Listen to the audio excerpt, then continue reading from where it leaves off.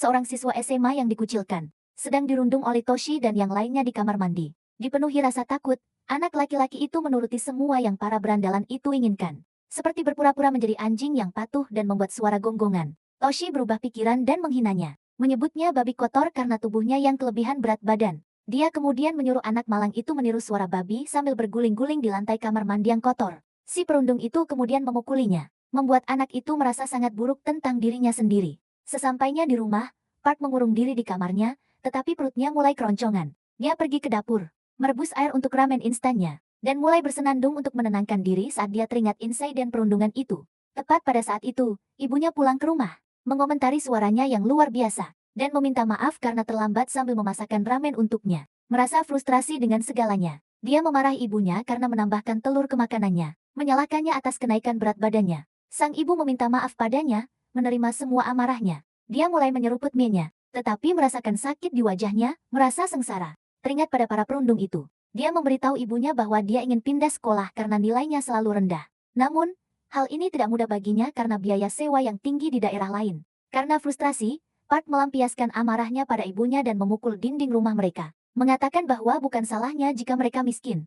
Keesokan harinya, dia tiba di sekolah dan Toshi melihatnya, meminta baju olahraganya, yang dengan tergesa-gesa anak itu ambil di halaman sekolah. Si perundung itu menendang bola ke arah Park sebagai bagian dari taruhan. Park berhasil menghindar, membuat si perundung marah. Murid lain mencoba memukul wajahnya, dan pukulannya berhasil mendarat, yang membuat Toshi semakin kesal. Dia mengkritik kemampuan anak itu untuk menghindar, mengklaim bahwa bolanya pasti mudah untuk dihindari. Park meminta maaf, menawarkan untuk membayar taruhannya saja. Namun, hal ini sepertinya hanya membuat si perundung semakin murka, dan memukul perutnya. Toshi menyombongkan diri sebagai seorang ahli dalam memukul perut seseorang, sambil terus tertawa. Saat anak malang itu akan menerima beberapa tamparan lagi, ibunya datang, menyaksikan pemandangan yang mengerikan itu. Dia bergegas ke sisi putranya dan memeriksanya. Melihat luka-lukanya, dia memarahi Toshi karena telah menyakiti anaknya. Sementara itu, Park mendengar teman-teman sekelasnya mengkritiknya karena memanggil ibunya untuk meminta bantuan saat ibunya mengancam akan membawa si perundung ke ruang kepala sekolah. Dia dengan marah berteriak pada ibunya, mengatakan bahwa ibunya membuatnya malu dan meminta maaf kepada Toshi. Sepulang sekolah, ibunya mengajaknya duduk dan memastikan bahwa dia mengizinkannya untuk pindah sekolah. Dia berjanji akan mengiriminya sejumlah uang karena tidak bisa pergi bersamanya karena pekerjaannya. Dia mulai menyiapkan makanan untuknya, dan dia mulai menangis. Meskipun merasa bersalah, dia mendengarkan ibunya dan memutuskan untuk memulai dari awal. Park menemukan rumah barunya, yang ternyata adalah sebuah gubuk tua. Dia pergi ke kota untuk melihat-lihat tetapi menabrak seorang gadis bernama Midori, yang meminta maaf padanya. Terkejut karena ada seseorang yang tidak mengejeknya, dia mencoba membuat kesan yang baik, tetapi tanpa sengaja membuat dirinya terlihat menyeramkan. Teman Midori, Shinji, datang dan memukuli Park karena kesalahpahaman, karena mengira dia sedang mengganggu temannya. Akibatnya, orang-orang di sekitar mulai mengeluarkan ponsel mereka dan merekam perkelahian itu. Kemudian, Park meringkuk di sudut rumahnya dan menangis saat membaca komentar jahat di videonya yang kini viral. Dia tertidur karena terlalu banyak menangis, berpikir bahwa dia telah kehilangan kesempatannya untuk memulai hidup baru. Ketika dia bangun, dia pergi ke kamar mandi dan mendapati dirinya secara misterius berubah menjadi versi dirinya yang menarik. Berpikir bahwa dia pasti sedang bermimpi. Dia melihat sekeliling dan melihat tubuhnya yang lain masih tertidur di lantai. Dia membangunkan dirinya sendiri, berpikir bahwa dia baru saja mengalami mimpi yang menakutkan namun membahagiakan. Namun, saat dia berbalik, dia melihat dirinya yang tampan tertidur di lantai. Dia menyadari bahwa dia tidak sedang bermimpi tetapi benar-benar bertukar tubuh. Berpikir bahwa ini bisa memberinya awal baru yang selama ini dia impikan. Dia memutuskan untuk menjalani kehidupan barunya. Keesokan harinya, Park pergi ke sekolah barunya. Dia kini menjadi pusat perhatian yang luar biasa karena penampilannya yang tampan. Di dalam kelas, dia memperkenalkan dirinya, dan penampilan barunya memberinya popularitas instan karena teman-teman sekelasnya mengagumi penampilannya. Selama hari pertama kepindahannya, para siswa menjadi heboh melihat betapa menariknya Park. Saat dia berjalan menuju tempat duduknya, dia merasa gugup karena semua orang memperhatikannya dengan saksama. Dia duduk dengan takut-takut, mengingat penolakan yang dia alami selama hari pertama kelasnya di sekolah lamanya. Dia melihat teman sebangkunya, dan melihat bahwa itu adalah anak laki-laki yang memukulinya sehari sebelumnya. Karena takut, dia dengan cepat mengalihkan pandangannya darinya, dan melihat gadis yang menabraknya tempo hari. Dia mulai berkeringat dingin, terutama saat Shinji memperkenalkan diri kepadanya. Untungnya anak laki-laki itu sepertinya tidak mengenalinya dalam penampilan barunya. Saat itu juga, gadis lain dari kelasnya bernama Noel memperkenalkan dirinya dan bergerak sangat dekat dengannya, membuatnya tersipu. Gadis-gadis di kelas mulai membicarakannya di belakang, menyebutnya genit karena mendekati anak laki-laki tampan yang baru di kelas. Dia mencoba menggodanya, Tapi Shinji memarahinya, mengatakan bahwa sikap genitnya membuatnya kesal. Dia bertanya-tanya apakah semua gadis akan mempermalukan diri mereka sendiri seperti dia. Dia memperhatikan Midori dan menjadi kecewa saat melihat bahwa semua perhatiannya tertuju pada Park. Karena frustrasi, dia menatap anak baru itu dengan tatapan jijik. Selama istirahat makan siang, Park memasuki kafetaria, dan para siswa langsung heboh dengan penampilannya yang sempurna, tanpa menyadari perhatian yang dia dapatkan. Dia mengedarkan pandangannya ke arah para siswa, mengamati teman-teman sekolahnya. Noel muncul di sampingnya, menjelaskan berbagai kelompok di sekolah dan mengatakan bahwa setiap kelas punya ciri khasnya sendiri. Dia menunjuk ke arah anak-anak jurusan olahraga, anak-anak jurusan vokal dan tari, dan para siswa jurusan kecantikan, yang membuatnya terkejut karena mereka diizinkan untuk mewarnai rambut mereka. Ingin tahu lebih banyak tentangnya. Dia bertanya mengapa dia memilih jurusan desain busana. Ini membuatnya teringat akan diskusi yang dia dan ibunya lakukan dengan guru di sekolahnya yang lama. Pria itu menegaskan kembali bahwa dengan nilainya saat ini, SMA J1 adalah satu-satunya sekolah yang bisa dia masuki, yang berspesialisasi dalam melatih siswa untuk mendapatkan pekerjaan segera setelah lulus. Kembali ke masa sekarang, Park tersenyum dan memberitahu teman sekelasnya bahwa dia pikir kelasnya akan menyenangkan. Gadis itu terkagum-kagum dengan ketampanannya, dan menanyakan bagaimana pendapatnya tentang sekolah mereka sejauh ini. Park keceplosan dan memberitahunya bahwa menyenangkan karena tidak ada yang menyuruhnya mengantre untuk mengambil makan siang. Dia segera menyadari kesalahannya, dan memberitahunya bahwa sejauh ini dia merasa senang karena memiliki teman sekolah yang baik. Sementara itu, Shinji menatapnya dengan jijik, cemburu dengan perhatian yang dia dapatkan di kelas. Park mengantuk dan tidak bisa fokus pada pelajaran. Dia kemudian ingat bahwa kemarin dia berlatih cara berjalan dengan tubuh barunya, dan merasa sangat ringan dan cepat. Karena itu, dia berlari ke seluruh desa, menikmati betapa lincahnya tubuh barunya itu. Kembali di kelas, dia terus mengantuk dan akhirnya tertidur. Akibatnya, kesadarannya kembali ke tubuh lamanya. Dan dia mulai panik saat menyadari bahwa dia tidak bisa tertidur, dan kembali ke tubuhnya yang ada di sekolah. Dia mencoba memaksa dirinya untuk tidur. Tetapi karena tubuh aslinya sudah tidur sepanjang waktu, dia kesulitan. Untungnya, Noel diam-diam mengejutkannya, membuatnya tersentak bangun. Melihatnya tertekan, gadis itu meminta maaf, menyebutkan bahwa kelas sudah berakhir dan dia masih tertidur. Menyadari bahwa gadis itu telah menyelamatkannya dari masalah.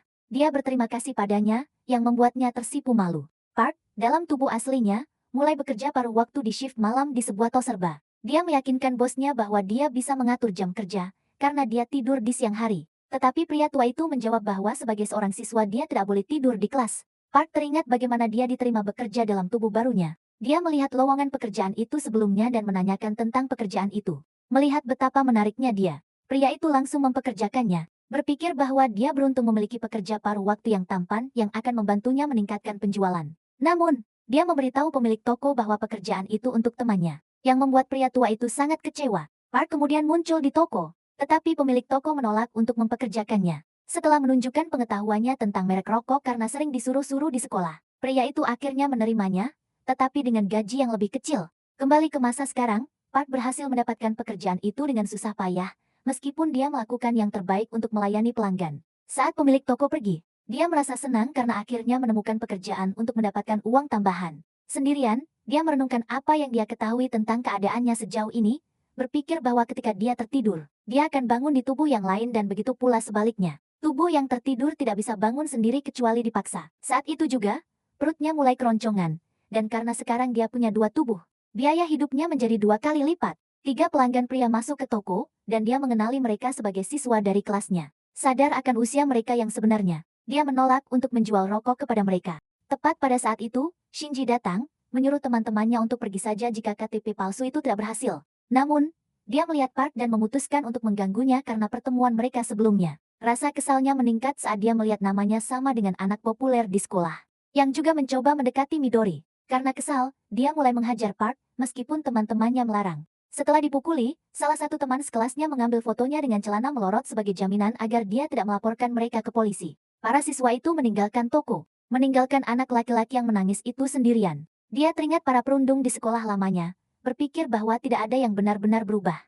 Dia menerima telepon dari ibunya yang menanyakan kabarnya. Tidak ingin membuatnya khawatir, dia meyakinkannya bahwa dia baik-baik saja, dan beradaptasi dengan baik di sekolah. Ibunya mengingatkannya untuk menjaga diri, dan dia menutup teleponnya. Sementara itu, sang ibu masih bekerja keras hingga larut malam untuk membiayai sekolahnya. Keesokan harinya, saat tiba di kelas, dia mendengar teman-teman sekelasnya menertawakan anak laki-laki yang dihajar Shinji dan gengnya tadi malam, tahu bahwa itu adalah dirinya. Park tidak bisa menahan amarahnya. Shinji kemudian menyombongkan diri sebagai seorang petinju. dan merasa malu karena pukulannya membuat pria itu hampir tidak bisa bergerak.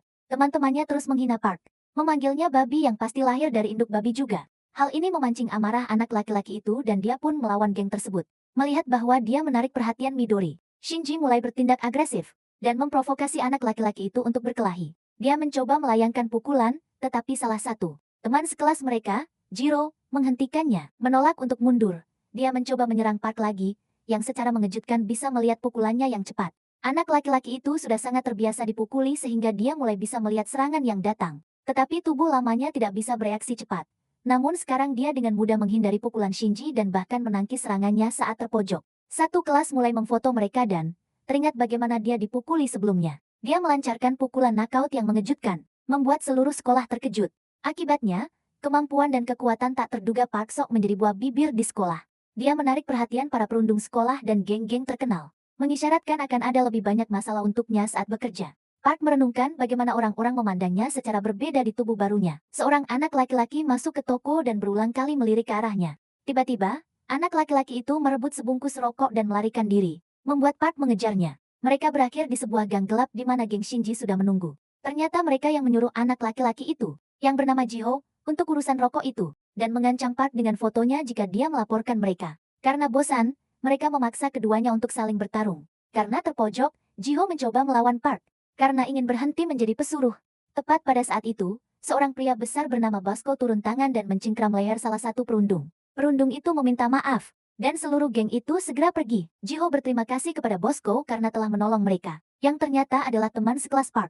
Bosco dan Jiho mulai membicarakan tentang anak baru di kelas. Dengan Bosco berkata bahwa anak itu seharusnya tidak macam-macam. Lalu tiba-tiba menangis terseduh-seduh, membuat mereka kebingungan. Keesokan harinya, Park mengetahui Jiho tidak masuk sekolah dan bertanya-tanya kenapa. Dia kemudian menyadari bahwa Shinji menatapnya dengan pandangan merendahkan. Jadi dia memalingkan pandangannya. Di kantin, dia bertanya pada Newell tentang Bosco. Gadis itu memberitahu bahwa Bosco juga dikenal sebagai Layun, pendiri kelompok bernama Bernacle. Di kelas arsitektur, ketiga perundung itu datang mengganggu, mengatakan bahwa si pembenci perundung itu juga membenci orang yang memanfaatkan yang lemah. Tepat pada saat itu, geng Bernacle datang. Dan Bosco melihatnya bersama ketiga perundung itu lalu menghampirinya. Pria itu salah paham dan mengira dia adalah salah satu dari orang jahat, mengintimidasinya dengan cengkraman kuat di bahu. Newell mencoba berlari untuk menolongnya, tapi wakil ketua Bernakles, Bonsai, menghentikannya, mengatakan bahwa tidak ada yang bisa menghentikan pertarungan itu sekarang. Karena cengkraman Bosco terlalu kuat, tidak ada yang menyangka Park akan lolos, jadi dia mengejutkan semua orang saat dia dengan satu tangan melepaskan tangan pria raksasa itu dari bahunya sambil meminta maaf karena telah menyinggungnya. Menyaksikan kekuatannya, Bonsai pun turun tangan, melerai pertarungan itu dan pergi dengan damai bersama Bosco. Salah satu anggota Bernakles bertanya mengapa Bonsai ikut campur, tapi dia memberitahu temannya bahwa Bosco pasti sudah pingsan jika dia tidak melerainya. Sementara itu, para perundung memuji Park karena berani melawan ketua geng itu. Namun, Park tidak terlalu senang karena dia hanya ingin berterima kasih pada pria itu. Terpesona oleh kekuatannya, ketiga orang itu mengajaknya untuk nongkrong dan menjadi teman mereka. Bersemangat dengan gagasan untuk punya teman.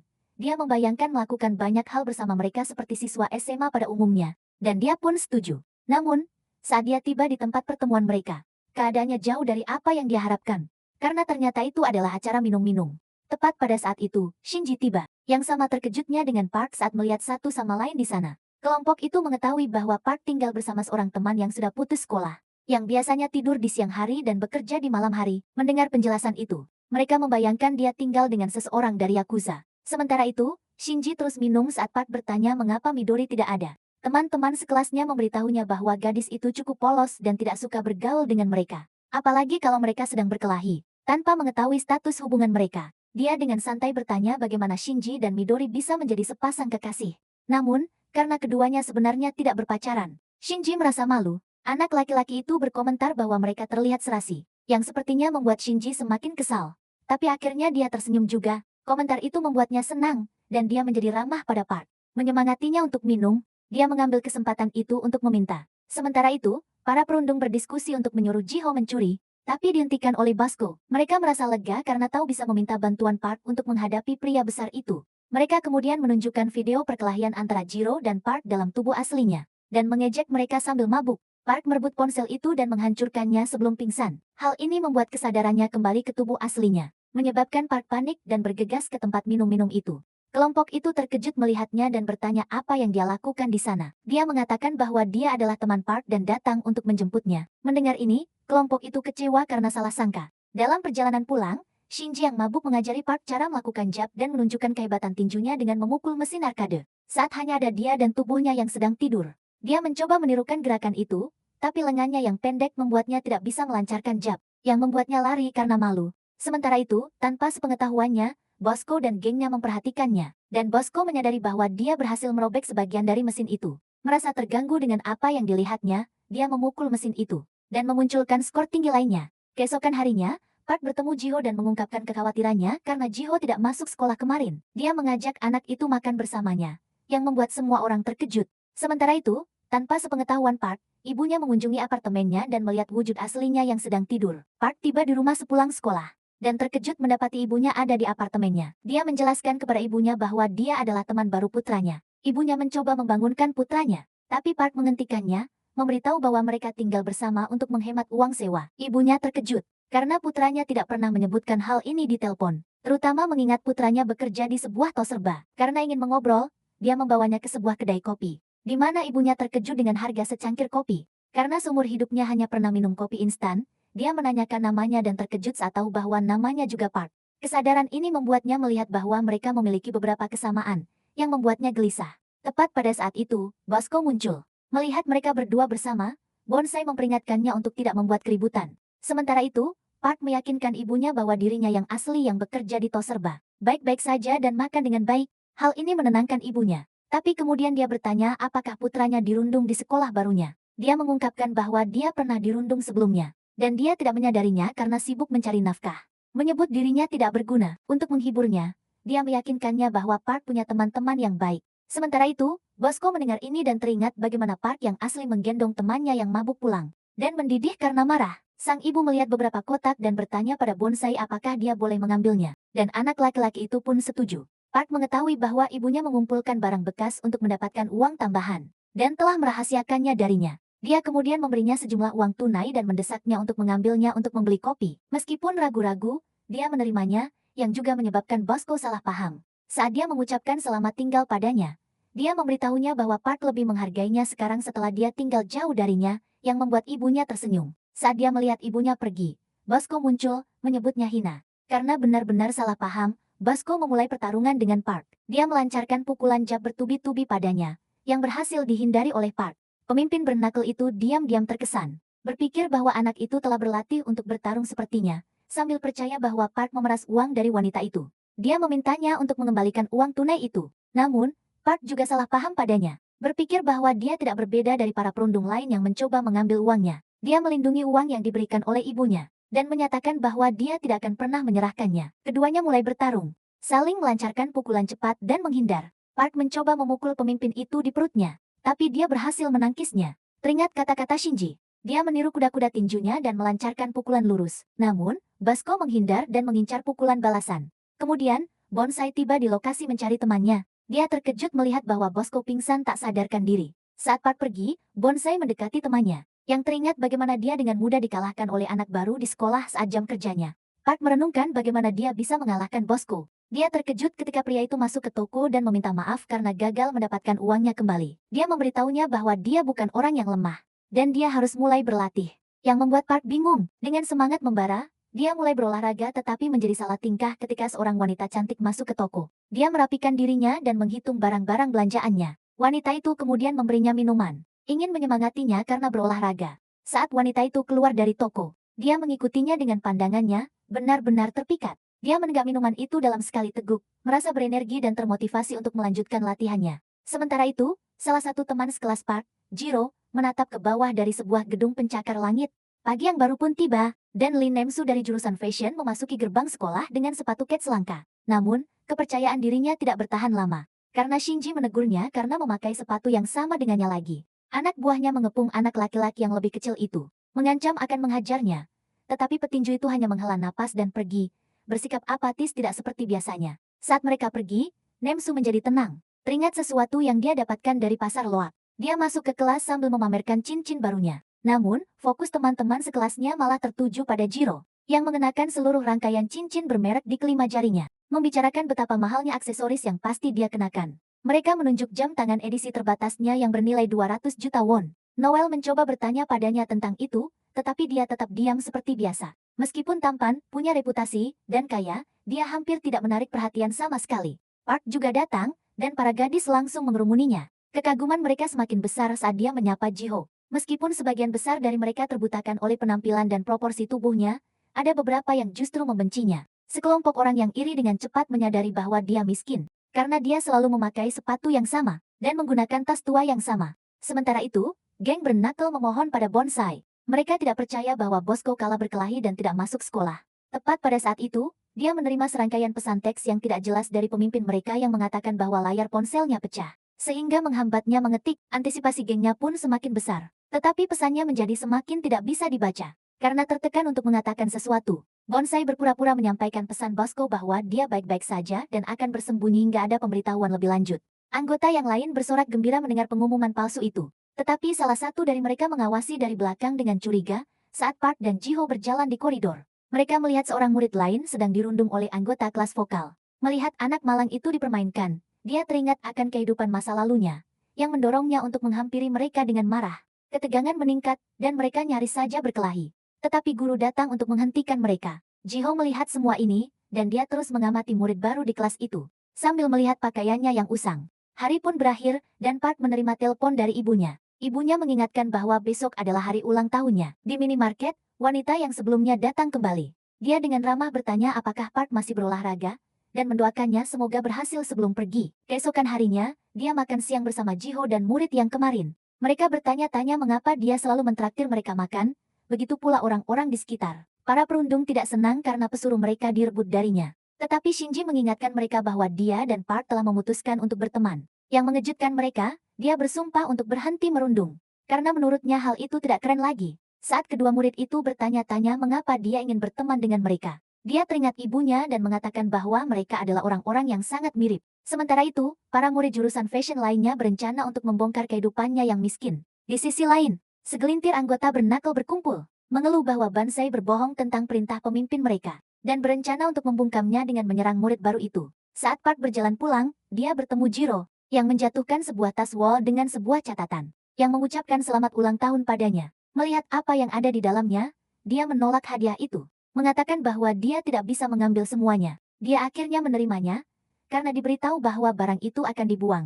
Bersyukur menerima kebaikan di ulang tahun pertamanya yang ia lewati sendirian.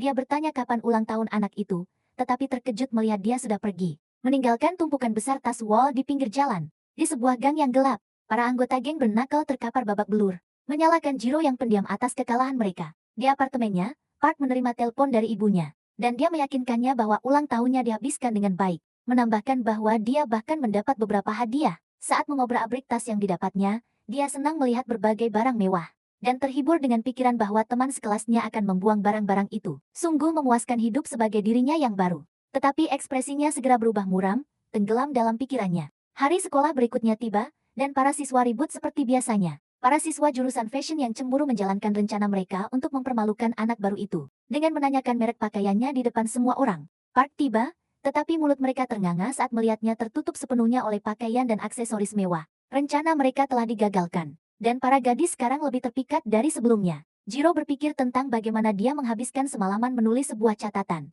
Akhirnya memilih satu kalimat yang menyuruhnya untuk tidak terlalu memikirkan hadiah itu. Para gadis bertanya dari siapa itu. Tetapi dia hanya mengatakan bahwa itu dari seorang teman. Sebuah jawaban yang memuaskan layaknya di audisi. Pesuruh kelas vokal itu menulis lirik tentang pengalamannya. Liriknya berpusat pada kebencian terhadap senyum palsu dan kemungkinan besar membicarakan tentang Park. Di perusahaan hiburan, Juro menjalani audisi rapnya. Dia berhasil membuat para produser terkesan dan menonjol sebagai yang terbaik di sana. Daiki masih belum audisi, tapi dia disuruh pergi karena mereka sudah menentukan pilihan. Dia memohon untuk diberi kesempatan, tapi mereka pergi begitu saja. Bosnya mengeluh karena menerima pendaftaran dari orang sepertinya. Perjalanannya pulang dengan bus terasa sangat menyedihkan. Saat dia memikirkan betapa malangnya kenyataannya untuk meraih mimpinya, bus tiba-tiba berhenti dan seorang wanita hampir saja terjatuh. Jadi dia mengulurkan tangannya untuk membantu. Wanita itu menolak tawarannya, dan orang-orang lain berbicara bahwa mereka akan melakukan hal yang sama. Dia terus berlatih hingga larut malam, bersumpah untuk segera berhasil demi neneknya. Keesokan paginya, Daiki menatap poster pendaftaran festival sekolah. Park datang dan menyapanya seperti biasa, tapi dia pergi dengan kesal karena anak baru itu terus bersikap seolah-olah mereka akrab. Di dalam kelas, Hoban menendang mejanya, mengejeknya karena terus menulis lirik padahal sudah gagal audisi. Anak malang itu memegangi buku catatannya, dan menerima tendangan keras di perutnya, sambil menyuruhnya untuk tahu diri. Kemudian, dia mengambil formulir pendaftaran untuk festival sekolah. Dia melewati warung camilan neneknya di malam hari. Namun, Hoban dan antek-anteknya segera datang, berpura-pura menjadi temannya, dan menerima camilan gratis dari neneknya. Mereka benar-benar menghabiskan semua dagangan di warungnya. Tapi sang nenek masih menawari mereka sesuatu untuk dibawa pulang, membuat cucunya sangat khawatir. Mereka menerima tas-tas itu, tapi membuangnya begitu saja tanpa berjalan terlalu jauh. Keesokan paginya, papan tulis kelas penuh dengan hinaan, yang melarang para siswa untuk mengunjungi warung jajan nenek itu. Daiki sangat marah melihat ini tetapi tidak bisa berbuat apa-apa saat dia dilempar ke lantai saat makan siang. Hoban dan anak buahnya menghajar pesuruh mereka. Seperti biasa, mengejeknya karena ingin bernyanyi di festival sekolah. Dan merobek formulir pendaftarannya sementara dia terus dilempar dan disuruh-suruh. Park berpikir tentang bagaimana dia pindah sekolah untuk lari dari nerakanya. Namun, dia belajar bahwa kemanapun dia pergi, akan selalu ada orang seperti dia. Entah kenapa, mereka sepertinya ditempatkan di dasar rantai makanan. Sejak mereka dilahirkan, tidak bisa lagi hanya menonton dalam diam. Park berjalan maju siap untuk memulai pertarungan. Yang mengejutkan mereka, Jiro muncul di sisinya, begitu pula dengan Shinji. Anak-anak kelas vokal mempertanyakan keterlibatannya, dan Midori muncul di belakangnya dengan cemas. Anak baru itu berkata dia berharap bisa makan siang bersama Daiki, dan meminta mereka untuk melepaskannya. Saat mereka akan bentrok, Basco muncul bersama geng Bernacle, dan memberikan ponselnya kepada Bonsai. Masih kesal karena dia menghabiskan banyak uang untuk memperbaikinya, dan menengahi kedua kelompok itu. Dia menyuruh Hoban untuk melepas kacamatanya, dan si perundung itu terbakar amarah karena gangguan tersebut. Namun, dia pergi begitu saja, tahu bahwa kelompoknya tidak bisa melawan orang sebanyak itu. Ketua geng itu bertanya mengapa mereka mau mengambil risiko sebesar itu untuk menyelamatkan anak malang itu. Salah paham bahwa dia pasti tidak ingin pesuruhnya dipukuli oleh orang lain. Dengan ini, dia mengangkat tangannya, menantang Park untuk bertarung lagi. Anggotanya nyaris tidak bisa menghentikannya, dan para siswa bertanya-tanya apa yang sedang terjadi di antara mereka. Sambil melihat Midori, Shinji berkata kalau konyol sekali terus bertengkar seperti mereka. Jengkel karena anak baru itu menyela lagi, Daiki pun pergi, meninggalkan formulir pendaftarannya yang sobek. Di rumah, Park merenungkan bagaimana tidak ada yang berubah. Meskipun ada kesempatan baru yang diberikan oleh tubuh barunya, dia merekatkan kembali formulir pendaftaran anak malang itu. Keesokan harinya, dia mencoba mengembalikan formulir itu kepada Daiki, tapi tangannya ditepis. Sambil terus mempertanyakan niatnya, anak itu berjanji untuk terus maju tidak peduli apapun. Frustrasi karena dia masih saja bersikeras, Hojin merobek lirik Errand Boys mereka, menghujaninya dengan hinaan. Park tinggal setelah kelas selesai untuk bersih-bersih dan bertanya tentang festival. Midori menjelaskan dan menyuruhnya untuk ikut, yakin kalau dia akan menang. Dia tidak pernah berpikir akan mendengar dorongan semangat seperti itu, dan meragukan kemungkinan semua itu. Namun, jantungnya berdebar kencang saat bayangan dirinya berdiri di atas panggung melintas di benaknya. Dia dulu sering bernyanyi sendirian, dan tidak pernah bermimpi melakukannya di depan orang lain. Mengingat kembali, dia menyadari bahwa ibunya selalu memuji suaranya. Daiki terbaring di trotoar. Liriknya yang sudah robek ada di sampingnya, dan dia berpikir bahwa mungkin dia memang tidak seperti idolanya. Sementara itu, Park melihat formulir pendaftaran itu, mengingat kata-katanya yang tulus, dan mengerti betapa berartinya semua itu baginya. Dia bernyanyi sendirian, dan anak yang dirundung itu menangis terharu saat mendengarnya dari luar. Dia berlari ke sumber suara itu, dan dia melihat anak itu sedang bernyanyi dengan tenang di dekat jendela. Meskipun terkejut, sang penyanyi mengembalikan formulirnya, dan sang rapper dengan ragu-ragu mengajaknya untuk tampil bersama di festival. Yang membuatnya kaget dan takjub, Park adalah seorang elit yang memiliki segalanya, dan Daiki mendapati bahwa dia juga seorang penyanyi yang hebat. Sekarang, orang yang luar biasa ini ada di rumahnya yang kumuh. Dia berpikir ini pasti pertama kalinya anak itu berada di tempat yang begitu kumuh dan khawatir akan mengecewakannya. Saat dia buru-buru mencoba merapikan, tamunya mematikan lampu, mengatakan dia harus menghemat listrik di siang hari. Selain itu, dia menumpuk koran-koran, bahkan memberinya tips tentang cara menyimpan dan menggunakannya saat mereka berbicara tentang masa kecil mereka. Mereka berdua teringat tujuan mereka untuk berlatih. Dia meragukan kemampuan menyanyinya, tapi Daiki menyemangatinya, mengatakan suaranya terasa hangat dan tulus. Selain itu nadanya juga pas. Bersama-sama, mereka bisa membuat semua orang terpesona. Dia memutar sesuatu di komputernya, dan memutar versi aransemen ulang dari lagu yang dia nyanyikan di kelas. Park mengaku bahwa dia sebenarnya tidak tahu lagu apa itu, dan menceritakan bahwa itu hanyalah sesuatu yang dia nyanyikan sebagai cara untuk lari dari kenyataan. Saat itu juga, dia menyadari ada perubahan melodi, jadi sang rapper menjelaskan bahwa dia menambahkan baris baru untuk memperpanjangnya menjadi lagu yang utuh. Pada titik ini, Daiki benar-benar tenggelam dalam mengaransemen dan menciptakan lagu.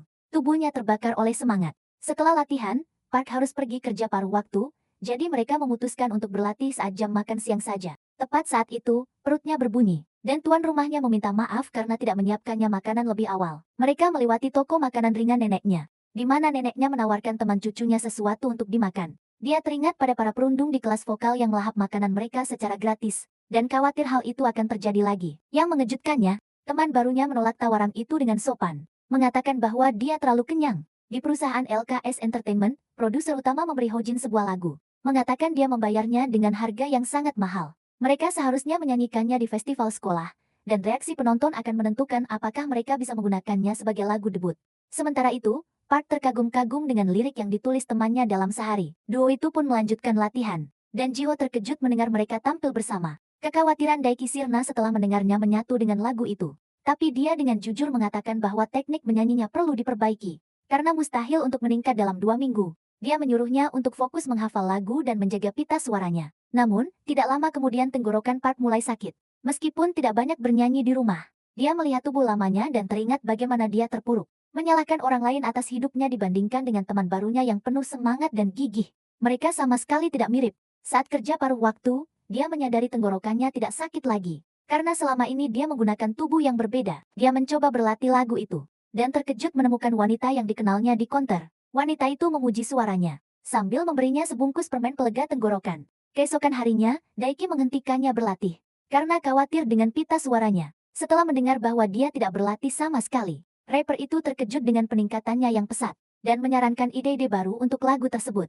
Saat mereka pulang, Hoben menghadang si rapper dan memukulinya karena mendompleng ketenaran Park. Mereka memerintahkan Juro untuk memukul temannya, mengancam akan menyakitinya 2 kali lipat jika dia menolak. Untungnya, mereka berdua berhasil kabur saat si perundung dipanggil untuk bekerja. Anak laki-laki kurus itu meminta maaf, merasa dirinya menyedihkan. Mereka pergi ke minimarket dan memperkenalkan diri pada tubuh teman mereka yang asing itu. Di luar, Jio meminta maaf karena telah memukulnya sebelum mereka mulai terbuka tentang pengalaman mereka dirundung secara brutal, dan bagaimana hal itu benar-benar menghancurkan impian mereka. Meskipun begitu, keadaan menjadi lebih baik saat Park datang. Dengan Shinji yang mulai mengubah perilakunya, Daiki awalnya meragukan kebaikannya, terutama pengakuannya yang mengatakan kalau dia sama sepertinya. Dia kemudian menyadari bahwa mereka mungkin tidak terlalu berbeda, mengingat betapa bagusnya dia menyanyikan lagu-lagu miliknya. Saat mereka mengungkapkan rasa terima kasih, Bosco tiba setelah tidak sengaja mendengar percakapan mereka, dan memastikan bahwa mereka benar-benar merasakan hal itu. Mendengar kesaksian mereka, dia menyadari bahwa dia pasti salah tentang anak itu. Selain itu, dia mengajak pekerja paruh waktu itu untuk berlatih bersamanya jika dia mau. Keesokan harinya, kelompok mereka kembali ke taman, dan mereka membawa speaker untuk digunakan. Park bernyanyi mengikuti aransemennya, dan mereka terkejut dengan betapa merdunya suaranya sekarang. Dia telah berlatih seharian dengan 2 tubuh, jadi itu wajar saja. Giliran dia yang terkejut saat Daiki memberinya lirik yang telah direvisi. Bersama-sama, mereka bersumpah untuk mendominasi festival sekolah. Di perusahaan, bosnya menyatakan kepuasannya dengan rekaman Hoben. Mengantisipasi lagu mereka akan menjadi hit besar. Kemudian, mereka melihat bahwa daftar penampil untuk festival telah dirilis, dan mereka akan tampil di urutan kedua dari belakang. Duo Park akan tampil terakhir, tapi tidak apa-apa karena mereka yakin akan gagal, terutama karena ini adalah penampilan pertama Daiki.